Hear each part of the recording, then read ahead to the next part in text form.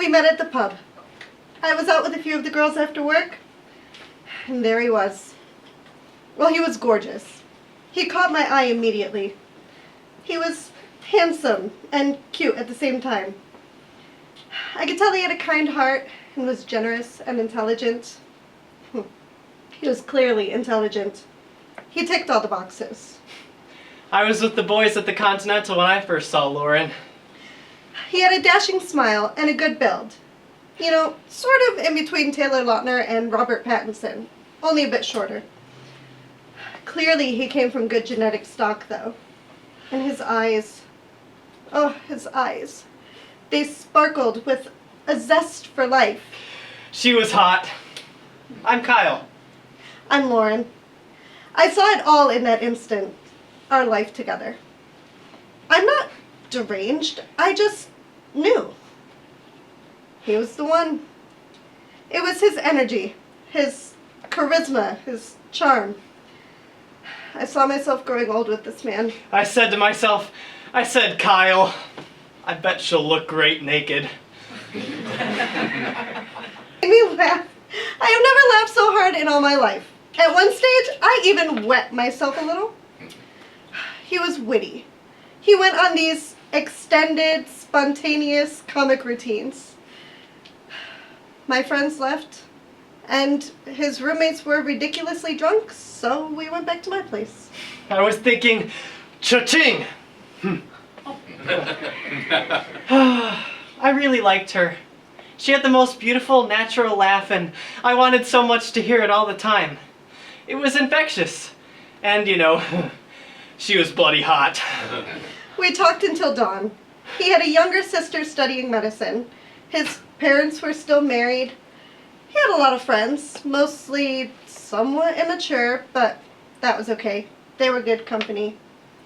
He liked to read, and he was a fan of all movies, but mostly psychological thrillers. His favorite actor? Jack Nicholson. His favorite film? The Shining. His favorite color? Blue. His favorite number? 88. The place he'd most like to visit? Italy. He had a wide circle of friends, from schoolmates to work colleagues to people he'd just met through people. Everyone liked him, and by the end of the night, I had already secretly chosen several nicknames for him. Honey Bear, Pumpkin, Sweetie Pie, Sugar Pop. Did I mention she was hot? We started spending all our spare time together. She was bubbly, funny. I just wanted to be with her all the time. Within 3 months, we were living together. We just clicked.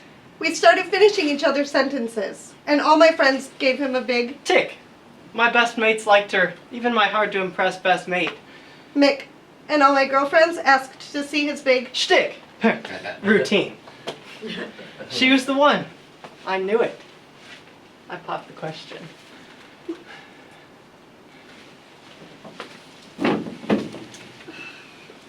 It was a beautiful ceremony. A year to the day we met. For richer or poorer. In sickness and in health. Till death do us part. I do. She looked beautiful in her dress. Stunning. I saw the photographer shaking his head and smiling at his work. Her beauty was making it look easy. She was making him look good. I knew how he felt. He was dashing in his suit and tie, debonair, like some golden age movie star. He gave the most moving speech, listing all of his nicknames for me. He brought the entire audience and himself to tears. Her father said some nice things about me. His best man Mick regaled us with his G-rated nicknames for all of Kyle's exes. It was the best day. And things just kept getting better. Oh, we bought our first house. At a fair price. In a suburb we both really liked. Enough space for guests. And a family. One day. One day. And I got a promotion. Logistics regional manager. That's right. And I got a job as a teacher's aide. And Mick finally settled down. I was the first in my group of friends to get married. But I started a trend. Several followed suit in quick succession. We had a good mix of friends. My parents celebrated their Jade's wedding anniversary, Which one's that? and his parents sold the family home. They turned gray nomad, trekking the countryside. Oh, your sister graduated medical school. That she did, an actual doc. Little Mel. Imagine that. The years went on, Each one better than the last. seemingly each with at least one milestone to remember it by. Yes. My best friend Melanie had her first child. Yes. Several of my friends had kids. Yep. Melanie's eldest, Simon, he's 6 now. I know. I know. She's still smoking hot. Kids won't change that, will they? All right then. Really? Yes, really. It happened on the day we decided to start trying. Hon, the boss is schmoozing a potential client tonight. I have to go out for dinner and drinks, and I'm not sure when I'll be back. Okay, sweetie pie. But maybe when I do, we can keep trying? Practice, practice, practice. The victim of a coward punch. He was knocked out. He went into a coma. He was put on life support. The doctors weren't sure what was going to happen. His parents came home. His sister tried to explain what the specialists were saying. Something about suspected damage to the limbic system. Recovery was... He stayed like that for weeks. Weeks! The doctors wanted to disconnect. They wanted to pull the plug. Mel was the first to suggest that maybe the specialists were right. Maybe it was time to let go. I lost it at her. I screamed. I said I never wanted to see her again for suggesting.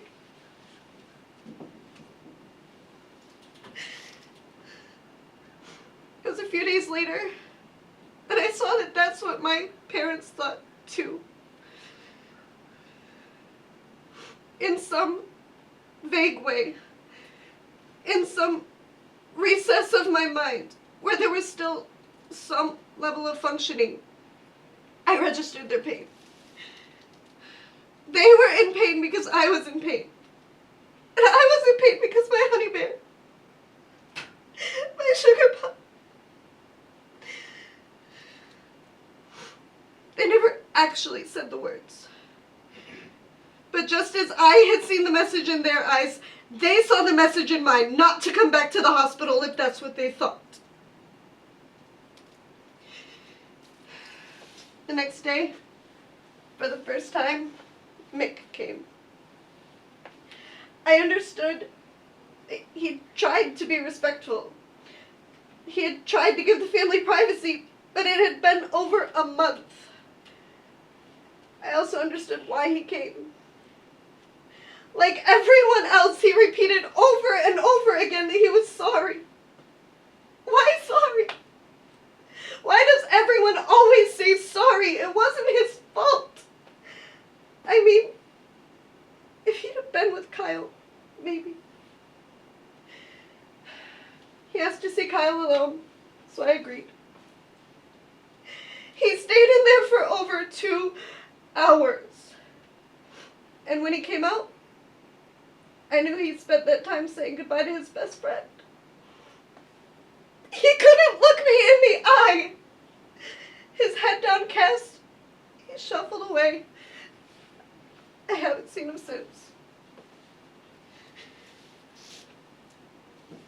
For 2 more days, I sat in that overly white, sterile, maddening room holding his hand. The specialists came. Their words washed over me. Everything was misted in a light gray. Every sound was muffled. My head ached. I ached all over. The specialists left, and in came Kyle's parents and sister. They stared at me still holding Kyle's hand in mine. We all cried. We all shook with the ache of it all. I'm not sure how long that lasted. But what I remember is that what my brain processed first was the blip, blip, blip of the machine that was keeping him alive, keeping him breathing.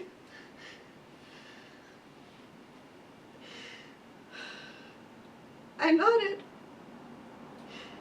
I closed my eyes, I'm not sure for how long, and I listened to that blip, blip, blip. And then it stopped. Next thing I knew, it was me in a hospital bed. I felt, I cried. I cried and I cried and I cried. And I slept. And after a period of time, I felt something. I felt vaguely human. So I went home. To our home. To our once happy home, and I realized that nothing was going to be the same ever again. And then I felt him. His presence. He was there. He was here. It took a few minutes to realize what it was. My honey bear. My pumpkin was with me, and we would be forever together.